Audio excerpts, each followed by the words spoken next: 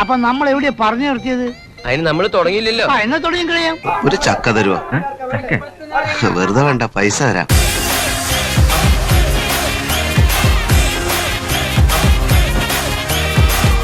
ദിവസം കൊണ്ട് ജയിക്കാൻ കഴിയുമെന്ന് വിചാരിക്കുന്ന വിഡ്ഢി അല്ല താനെന്ന് തൃക്കാക്കരയിലെ NDA സ്ഥാനാർത്ഥിയായിരുന്ന അഖിൽ മാരാർ. മറ്റ് സംസ്ഥാനങ്ങളിലൊക്കെ എന്ത് സുഖ, സിനിമാ നടനോ നടിയോ ആരെ വേണമെങ്കിലും അവർ ജയിപ്പിക്കും. ജയിക്കാൻ തോന്നുമെന്ന പ്രതീക്ഷ പ്രവർത്തകർക്ക് നൽകാനായിരുന്നു ശ്രമം. തോൽക്കുന്നതിന് തൊട്ട് മുമ്പ് വരെ ശുഭാപ്തി വിശ്വാസം വളരെ നല്ലതാണ്. ഇനിയും സജീവമായി 2020 തുടരുമെന്നും അഖിൽ മാരാർ 24നോട് പറഞ്ഞു. ഇതേതാണ്ട് എലിക്കണിയിൽ സൂന വെട്ടതുപോലെ സൂനോട്ട് എടുക്കാനും പറ്റില്ല, കെണി ചുമന്നുകൊണ്ട് നടക്കുകയും ചെയ്യണം. തോറ്റ് തുന്നമാടി വന്നിരിക്കുന്നു നിന്റെ മോൻ.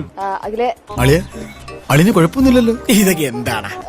ഉമാ തോമസ് ചരിത്ര ഭൂരിപക്ഷത്തിലാണ് വിജയിച്ചത്. അതൊക്കെ ഒരു നേക്കറേ, നമ്മൾ സത്യസന്ധന്മാരെ കൊണ്ടൊന്നും പറ്റത്തില്ല. അഖില് പക്ഷേ ഒരു വലിയ പരാജയം നേരിട്ടു. ഇതൊക്കെ എന്ത്?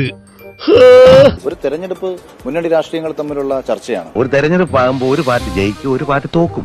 എന്നാൽ ഇങ്ങനെ ഉണ്ടാവും ഒരു തോൽവി. ഞങ്ങൾ ഉയർത്തുന്ന രാഷ്ട്രീയത്തിനാണ് പ്രാധാന്യം. സീറ്റിന് വേണ്ടി ഏതൊക്കെ നാറികൾ എന്തൊക്കെ ചെയ്യുമെന്ന് ആർക്കറിയാം. അഖില് വലിയ രീതിയിൽ കാടിളക്കിയ ഒരു പ്രചരണം നടത്തിയ ഒരാൾ കൂടിയാണ്. എനിക്ക് എന്നെ പുകഴ്ത്തി പറയുന്നത് എനിക്ക് അത്ര ഇഷ്ടമല്ല. അതെന്താ എന്താന്നറിയില്ല, ഇപ്പൊ കുറച്ചു കാലമായിട്ട് അങ്ങനെയാ. സോഷ്യൽ മീഡിയയിലൊക്കെ വലിയ ക്യാമ്പയിനുകളും കാര്യങ്ങളും ഒക്കെ നടത്തിയ ഒരാൾ കൂടിയാണ്.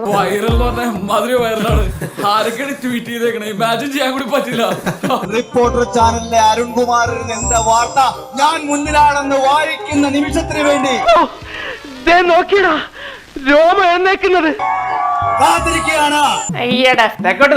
ഒരു MLA എന്നൊക്കെ പറഞ്ഞ ആരാ? അത് മറ്റേ ഇത് ഇലക്ഷനിൽ നിന്ന് ജയിച്ചു കഴിയുമ്പോ കിട്ടുന്ന ഒരു സാധനമാണ്. 24,303 വോട്ടുകൾക്ക്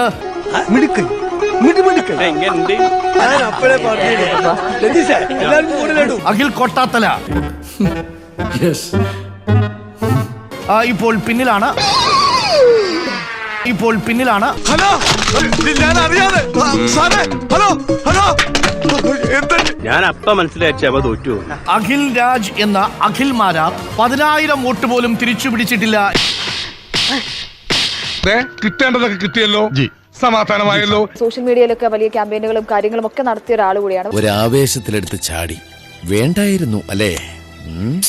വിട്ടവളി ആന പിടിച്ചാ കിട്ടൂ. പക്ഷെ എവിടെയാണ് 2020 പിഴച്ചത് എന്നൊരു ചോദ്യം ഞാൻ ആലോചിച്ചപ്പോ ഒരു കാര്യം തോന്നിപ്പോവാണ്. എന്തേ?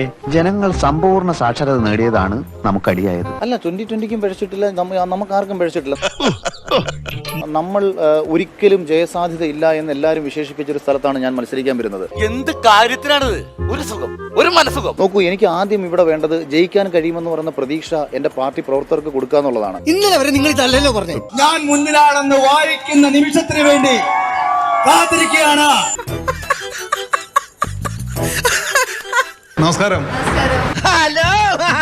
തോറ്റൂലേ? തോറ്റു. പക്ഷെ നല്ല അടിപൊളിയായിട്ടാണ് തോറ്റെന്നുള്ള സന്തോഷം എനിക്കുണ്ട്. നമുക്ക് കിട്ടിയ ഈ ജീവിതം പരിപൂർണമായി ആഘോഷിക്കാം, നമ്മുടെ പരാജയങ്ങൾ ആഘോഷിക്കാം. മുമ്പുണ്ടായിരുന്നത് വെച്ച് നോക്കുമ്പോൾ ഒരുപാട് വോട്ടുകൾ, ഏകദേശം 7,000-ഓളം വോട്ടുകൾ കയറി. അപ്പൊ അത്രയും പേര് നമ്മളുടെ കൂടെ കൂടി എന്നുള്ളതാണ്, നമ്മൾ വിശ്വസിച്ചു എന്നുള്ളതാണ്. പിന്നെ ഞാൻ അണ്ണനെ പറ്റി കുറച്ച് ഇല്ലാത്തതൊക്കെ പറഞ്ഞിട്ടുണ്ട്, വെറുതെ പൊക്കി അടിക്കാൻ വേണ്ടി കൈന്നിട്ട് കാച്ചി.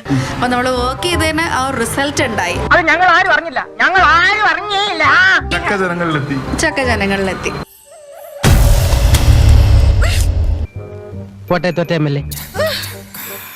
This program is sponsored by